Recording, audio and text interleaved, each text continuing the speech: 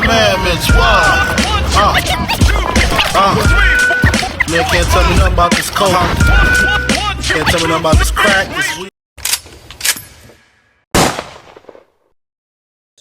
Back with another one today. So I was going through my YouTube, looking through my content and stuff, and I realized I never made a dedicated video to the Glock 45, my all-time favorite handgun. So I figured I'd get on here and explain why I like it so much and why I even got into Glocks. So of course we got my Glock 45 over here, gray frame, so nice and modded up. Put a little bit of work into this, money into this, and personalize it to me, made it perform better. So um, when I was getting into guns, I did know about Glock and Beretta. I did know the brand just because those are more of the famous brands, famous pistol brands, I guess you could say. At least back then, that's what I thought because that's all I ever saw in movies. So I kind of saw them in the stores, but I never liked them. I never liked the way they looked or anything like that. So when I went to go buy my first gun, I was just looking for the coolest looking firearm. I wasn't looking for a gun that was gonna be reliable, perform good, make sure it works under any condition, nothing like that. So I went in and I got a Canic, and it was a TP9 subcompact elite, and I took that gun out, and it wasn't a bad gun, for the price point and everything it came with. It wasn't a bad gun, but um after a while, I started having some jamming issues, and I was like, damn, I'm like, that kind of sucks. So started getting another gun. Went back to the gun store. I looked for a gun that looked cool. I still wasn't into guns that much, so I wasn't thinking about a reliable gun that I'm gonna be carrying and something I need to use to depend my life on. So I was just looking at for what looked cool. So there was a Beretta APX A1. It was like a small little gun, and I picked that one up, and that one was even worse than the Canic. So it held like 8 rounds in the magazine, and every third round it kept jamming and jamming and jamming and jamming. And I knew it wasn't the ammo because I had different types of ammo at the time, and different grains, and the gun just kept jamming up. It didn't cycle, so it was it wasn't a good pistol. So after that, I kept it for a little longer. I ended up getting a Taurus G2C, and I got it for like, I think it was like 230, and it was an alright gun. I mean, it didn't have no problems with me, at least, but just the quality, the way it felt in the hand, the trigger, looking back in hindsight, like it was a cheap gun. I didn't really like it, so I had that gun. I had the Beretta, had those two. So then I wanted to get one that's a little bit more, I guess you could say, popular. So I went and got the SIG P365 XL model. So I got that gun. All right, guys, quick little video here. I got the Oneus Iron Max Pro. Just got sent in by the Oneus company. So this is a gun safe. It holds up to 3 pistols. Very easy to use. So I set it up with my fingerprint. So index finger opens right up. You get your manual in here. You get your lock, and you get extra screws if you want to mount it to the wall. So it's very neat. So you could fit up to 4 pistols here, but depending on your attachments and what you have on your pistols, you got to accommodate it to your pistol size. So over here I got the Glock 19. Put it right in there. Got the Canic MC9 Prime. Put this one in here. Then over here we got the Glock 26. So as you can see, fits 3 pistols and closes nice and easy. So there's 3 ways to open this box. You can do it manually with a code. Easy open. So you're able to put 5 to, I believe, 15 characters. So that's pretty neat. So you can be creative and do your own code. You can also open it with a key. Easy access. And then obviously the quickest way, let's say if an intruder were opening to your, coming to your house and stuff like that, will be the fingerprint. So it takes about 1.5 seconds to open. You grab your pistol out the safe, nice and loaded, and boom, ready to go. Who needs this box? Who would I recommend it to? I definitely recommend it to people with kids, people that have toddlers, running around like myself. I have a six-month-old. She's about to be running here soon. and I don't want to get into my stuff. All right, guys, let's say an intruder's coming in. You got to get to your pistol as quick as possible. It's in the onions box with a touch of a fingerprint. Opens right up. It takes about maybe a second and a half. You get your pistol ready to go, nice and loaded, and boom, you're in action. So, like I said, highly recommend this box. Fits up to 4 pistols. You get 3 ways to open it. Made out of steel and very durable. So, in the description down below will be my discount code J.Zhredz, which is my YouTube name, 20% off. And check out their website, guys. They have different types of safes, different types of sizes. So, go ahead and check them out. Back to the video. And I did like it at first. It was a good gun. Um, by the way, we're clear over here, just for YouTube purposes. So I did get the 365, and then I didn't, it wasn't nothing crazy. The thing that I liked about 365 is that I was able to mod it up a little bit. So I'm kind of made it look nice. But other than that, it's not too much I did to it. This is when I started getting into customizing farms and stuff like that. And so I shot it a couple times. It was doing me good for a while. The gun was good, and then it started, having jams here and there. Not as crazy as the APX A1, but it was jamming up a little bit. And I'm like, all right, whatever. At least it doesn't do it as bad as the APX. So I held on to it for a bit longer, and then one time I came home, I took the gun apart, went to clean it up, and the internals of the gun were starting to rust. And I'm like, what the hell? I'm like, this gun's still new. I'm like, why is it doing that? So I went on YouTube, and then I went on the internet, and it seems like a bunch of people had those issues with the 365, that it starts rusting, that the metal is cheap quality, it's not good quality. And I'm like, damn, I'm like, that sucks, man. And on top of that, it came with like a tritium, or um a night sight. It was in the front, and like the little night sight ended up popping off as I was shooting. So in the night, the back was lit up, but the front wasn't. So I contacted a SIG, and then I asked them, if they can send me just a sight. That's all I needed, just that little, just one of these, just a replacement sight. I sent them pictures. I showed them, like, in the range. I had footage of it, so I showed them me shooting. I showed them that I wasn't, doing anything that I'm not supposed to be doing with the firearm. Like, I didn't drop it, nothing. So I sent them pictures. I explained what happened, and then they said, that they want the firearm back, and then that we'll fix it, and then ship me my firearm back. And I'm like, for what, bro? Like, like, just send me the little site. Like, I'm showing you. I showed them the evidence of what happened. I explained what happened, and then they wanted my whole firearm. I'm like, all I needed was just a sight, and I could put it on myself, or bring it to the gunsmith locally and just put it on. But they wanted to take my whole farm, and I didn't know when I was gonna get it back. So I ended up just ignoring that email, and then after that, I just started going on YouTube and looking at more guns and guns, and consistently Glock started popping up. Glock YouTubers, buying Glocks. People saying, oh, the Glocks are so reliable. The Glocks are such a good gun. They shoot good.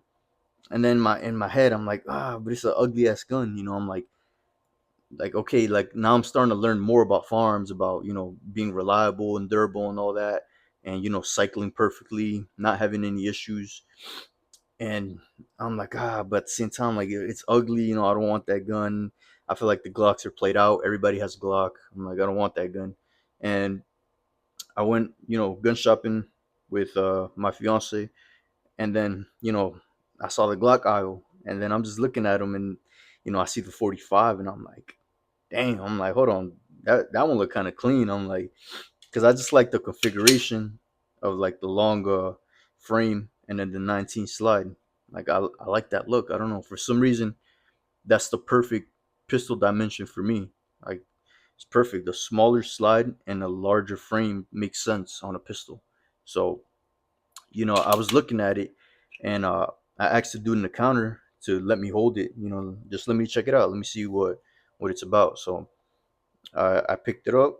I literally picked it up. I was like looking at it, and I'm like, damn. I'm like, hold on, this does feel pretty nice on the hand. I'm like, it fits me perfect, as you can see over here. The palm swell on the back is right where it needs to be. My fingers are nice and tight, nice and high on the beaver tail, and then I I pointed the gun like if I was gonna shoot, and I just felt solid on there. I felt planted on the gun, and I felt like my wrists were forward where they needed to be. I didn't have to like turn the gun, try to like find the sights. I just as soon as I grabbed the gun, I pointed it.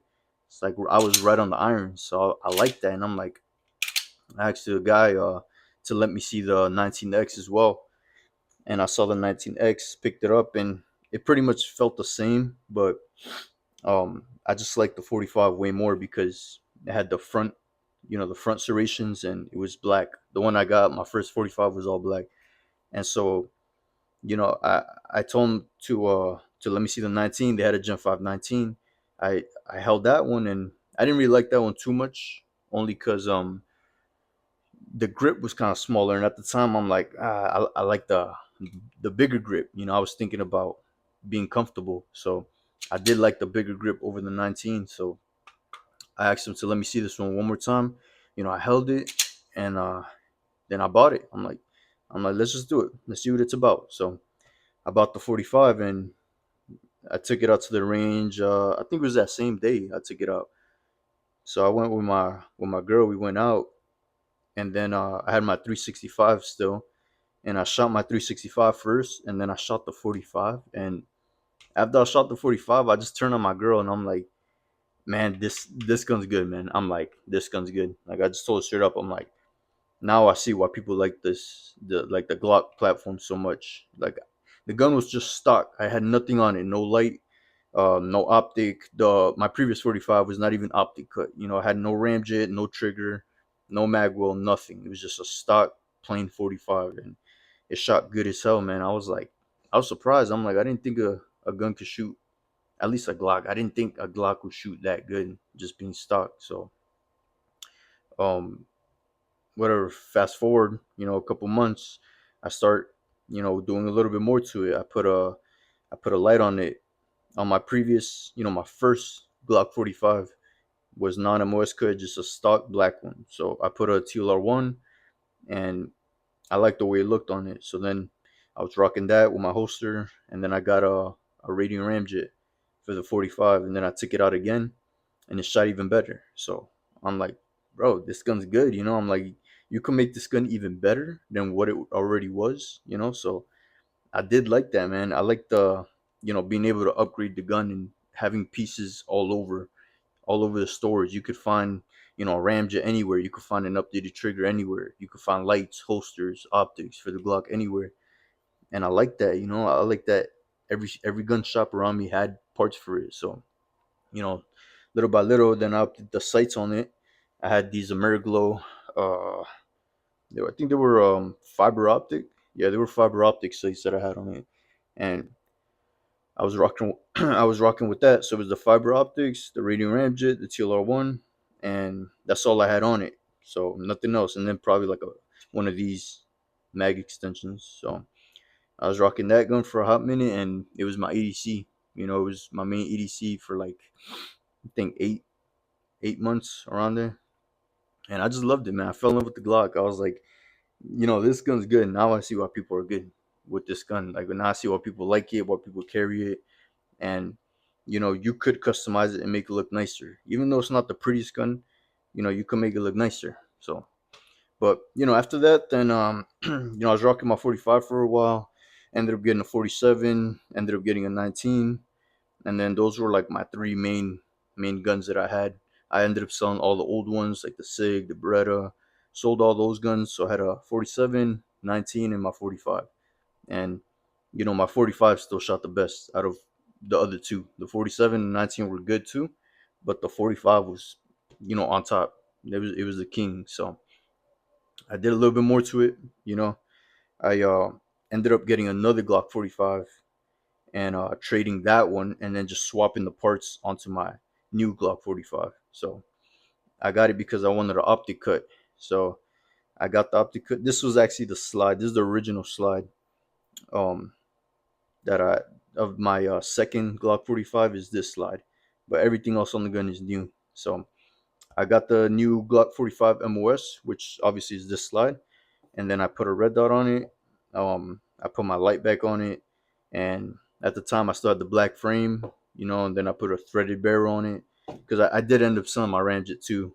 When I sold the previous Glock 45, I sold the Ramjet with it. So I had a threaded barrel. It was like bronze. If you look at my first like shorts on YouTube when I first started YouTube, you'll see my Glock 45. It was just black with a bronze barrel, an optic, and then a TLR1. So then I had that gun.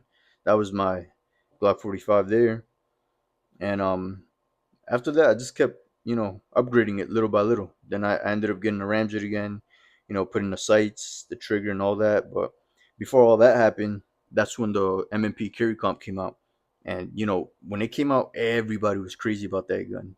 And everybody's saying, oh, this is the best new thing. This is the Glock killer. This is whatever, CZ killer, all the brands, So everybody was like so hyped up about the M&P Carry Comp, specifically the metal frame. um yeah, they just thought that was like the best gun ever, gonna be the best gun to kill Glock, to kill every other brand. So I'm like, let's go get one. I'm like, I was curious, because it did look nice. It was a nice looking gun, and at the time, that's when I already started my YouTube journey.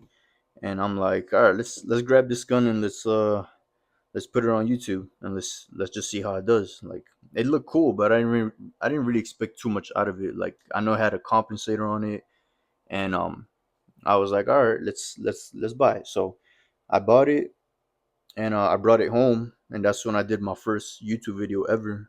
Unboxing the M&P Carry Comp, and people seemed to like it. They were all like um, gravitating towards that firearm because just the beauty of it, how it looks. Like, it was a unique looking firearm. It still is. So posted that on there, and then I took it to the range the very next day, and I was shooting it, and every other round it was getting a slide lock. So, it was getting a slide lock like this, and I posted that, and people kept saying that I was riding the slide, and I'm like, I'm not. I know I'm not riding the slide because, all I do is pretty much shoot guns, and I know where to, hold my gun so that that doesn't happen. Even with this one, like, it kind of touches it, but that it never happened with me with a Glock. So, but yeah, it kept getting a slide lock. So I took it to the no. Before I took it to the gunsmith, I brought it home and I was inspecting it, and so I was pulling the trigger, and I noticed that every time I pulled the trigger, that the slide stop will move up. I would pull it and move up, pull and move up, and that was what was happening. So every time the gun was cycling and I was hitting the trigger rapid fire, it would get caught. So then after that, I brought it to the gunsmith and I told him the issue, and then he grabbed another M&P and he did the slide lock. Sorry, he pulled the trigger and he saw the slide lock was going up. So, I was definitely right. So he ended up fixing it. He pulled something to the side. It was like a metal piece that was interfering with the trigger, and it was making the slide lock, go up every time the trigger was compressed. So he did that for me, and then I was still, skeptical about the gun because, what if it gets banged up, or what if the slide stop decides to bend back or something, and then it starts happening again while I'm carrying the gun, or I need it. But that never happened. But the most important part is that the gun the gun was all right. It ended up getting fixed, but I feel like it should have came like that. That's when I started realizing, like, yo, hold on, I spent $1,000 on this gun, and it already came with an issue. I'm like, I spent 620 on this Glock, and it was perfect out the box, like so perfect that I was so impressed with it that I wanted to mod it. I wanted to keep it, do more with it, and then I buy $1,000 gun that already came with everything that's supposed to be better than the Glock, but it ended up having issues. It wasn't a reliable gun. It wasn't that good of a gun, in my opinion. Straight out the box, it wasn't that good if it already had an issue. So it was like I was like, whatever. Let's see how it shoots. So after I got it fixed, I brought it out to the range, and that's when I compared it with my Glock 45 before I had a ramjet on it. So this is with a threaded barrel. I shot it, back to back, and this one won, man. Glock 45 shot better. And I'm like, but how? I'm just thinking, I'm like, how does the 45 shoot better? Like, what is it about this gun without a compensator that shoots better with a gun, a full metal gun with a compensator? Like, I'm just trying to figure it out. Like, if the M&P carry comp shot better, which I wanted it to, because I like the way that gun looked way more than this one, but it didn't. So then I'm like thinking about the design of the gun, like ergonomically. I'm thinking about the design of the gun, the length of the slide, and I'm starting to like realize why the Glock 45 is a perfect gun, because the short slide and the long frame, you're able to plant your hand on that gun, move quick side to side, and the muzzle, the slide being so short, when the muzzle reciprocates, you're able to keep everything nice and down. Like, if the slide was way longer, it's gonna be, more bouncy, more side to side. But the fact that the slide is just shorter and the grip is longer, you're able to. It feels like little, just like that, because the slide, your whole. How do I explain this? Like, the whole mass of the gun, you have it in your hands right here. So the slide is just a itty bitty part of it. So when you're shooting, all that mitigation and the recoil is just perfect. So um so I came to the conclusion that the 45 was better, and I posted it on my YouTube, and people were going crazy saying, "Oh, there's no way that that you're saying that a Glock 45 shoots better than a M&P carry comp." They're like, "There's no way, that one has a compensator." They started blaming the barrel. They were like, "Oh, it's because you have a threaded barrel on it, and a trigger on it, and this is the performance trigger, by the way." So it says because you have a performance trigger. They were like, if you update the M&P carry comp, to the Apex trigger, that it will destroy the 45. And in my head, I'm just like, no, it won't, man. There's no way that the carry comp is gonna shoot better than the 45. When I already shot them back to back, and one had a compensator. I'm like, the carry comp already has a compensator, and it's an all metal gun. Like, that should have shot better off the get, like, without even comparing them. The M&P should have been off the get better than the 45, but it wasn't. In my opinion, it wasn't. And I shot a lot of pistols, guys. Like, if you see my channel, I've shot a lot of pistols. Like, I'm not scared to say which one's better than which. And remember, I didn't even like Glock to begin with. Like, Glock wasn't my first choice. So, this is just overall experience of shooting guns, over the course of, starting YouTube, which is a couple months, probably like 8 months now. Just a course of shooting handguns, all different types of handguns. Even before I started my YouTube, I was already shooting different handguns. There's some that, were never in this channel because I didn't start my channel yet. I was just, starting to shoot different type of handguns. And, once I shot the Glock was superior to anything I ever shot before. So people were just going crazy saying there's no way. There was no way that they're saying that the 45 shoots better than a carry comp. And I'm like, it does, man. It does. I let my girl shoot it too. She said the same thing. She likes the 45 way more than the carry comp. I would say the carry comp, the only benefit that I can say probably is the trigger is really nice. I guess you could say you're able to do quick shots with the M&P carry comp trigger. You're able to let off rapid shots with that gun, but the performance trigger is really good too. So it's the reset and the break. So the reason I opted this trigger is because I wanted my shots to be quicker and more precise when I'm at the range. So all I gotta do is tap that, and with the ramjet and my big 507 comp on here, I'm able to always know where the dot is and release the shot back to back. So yeah. So anyways, this is just a story of, I guess, of my 45, and the experience with it, and why I like it so much, because everybody thinks that I like Glock, and they're like, which I do, but everybody thinks that I just choose Glock because I don't know, different reasons.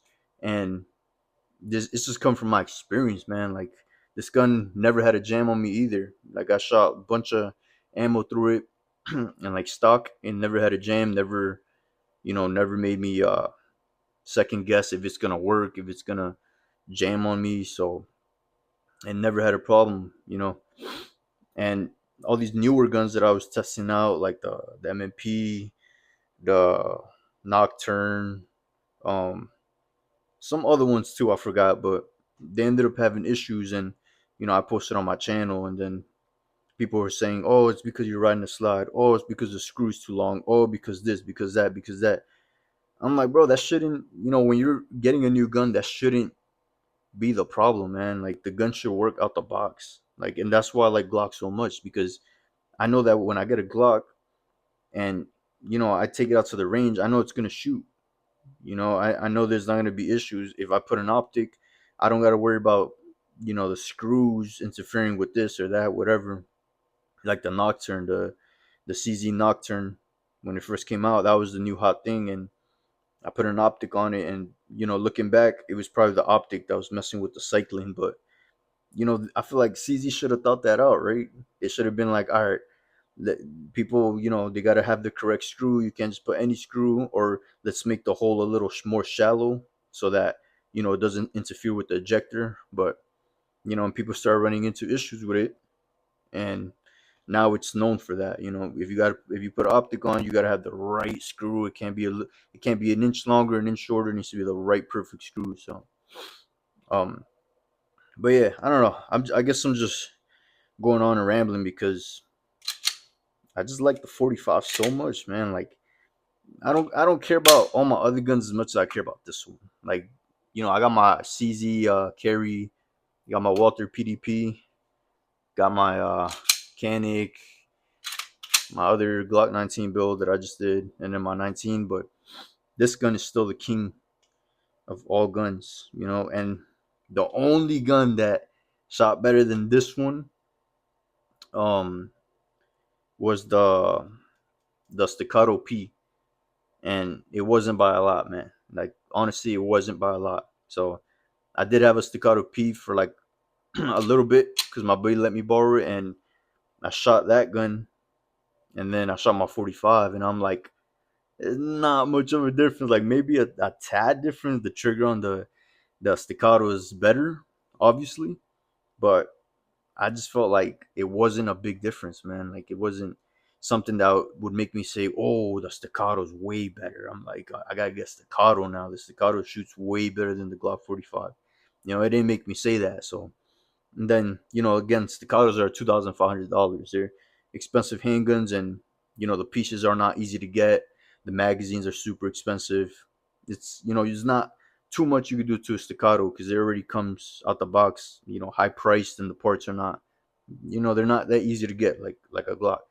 And then again, who's really gonna carry a Staccato? I mean, I know very few people that carry Staccatos. Like it's either a Glock or a M&P or maybe a Canic, but I don't really hear people carrying Staccatos like that. And for the price point of this gun versus a Staccato, and the difference in shooting and handling, I'm like, it's not worth it. It's not worth that price tag if this gun like this can shoot very close to it. I'm like, it's not worth it. So it did shoot good. It did shoot better than the 45, but not by a lot. Like I'll give you like a little visual. So this is the Staccato, this is the 45.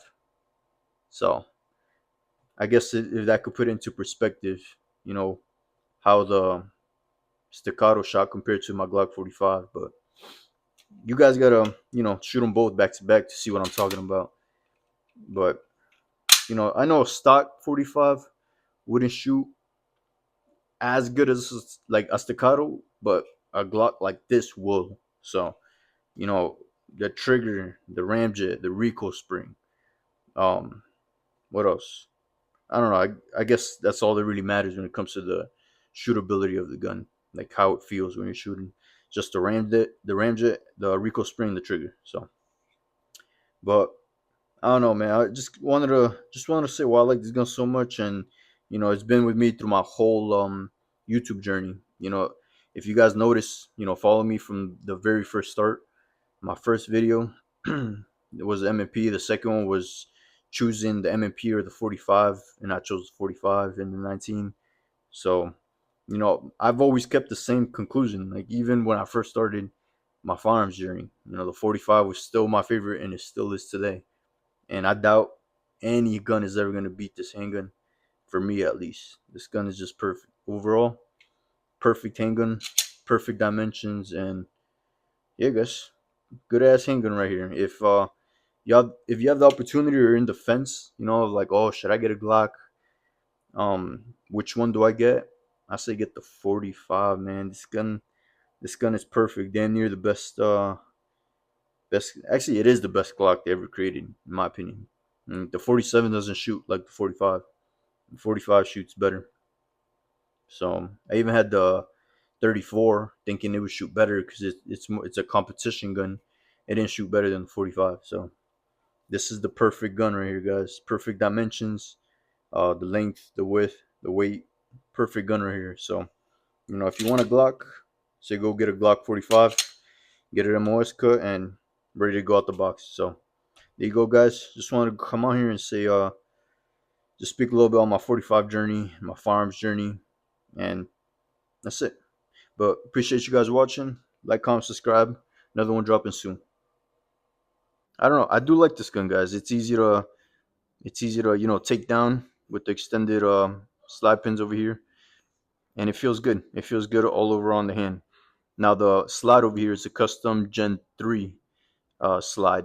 Now this doesn't really have a brand name. I went to my local they had like a gun show over here a couple weeks back, and I picked it up. The dude said the name of the slide was like AIM. That's like his brand, so I guess he makes his own slides. So, I picked up this slide for like 400 with tax and everything. And then I picked up the Safari Precision Fluted Barrel. And then I just put it right on there, and as you can see, it has the cuts. Now if you wanted to put a ported barrel, you could, but I don't know. For me, honestly, I don't really like ports because they blow the gas more into the window of the optic and then on your face. So I don't really like the ports. So I'm just gonna keep the fluted barrel, and then I got the little cap over here. I put it from the Gen 19X, the Glock 19X, sorry, and I put it right on here, so it gives it more like a sleek look, black on black, and then gold on bronze. So I do like it. It is a solid firearm now. This is kind of what people want and expect from Glocks. They want a better grip. They want an extended beaver tail stock. They want checkering in the front here. They want the undercuts. So it's kind of like an upgraded Glock, even though it's based off of Gen 3.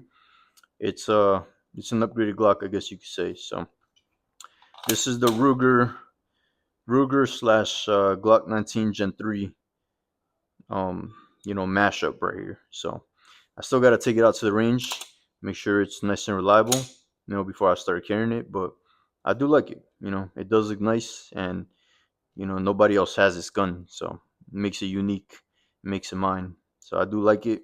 Like I said, the gun feels super solid on the hand. The grip's super nice, and can't wait to take it out. But just want to come on here and show you guys real quick, little Glock 19 Gen 3 build, and I'm gonna take it out to the range compared to my normal 19, and then we'll see which one ends up on top. But quick little video, guys. Like, comment, subscribe, and take care, y'all.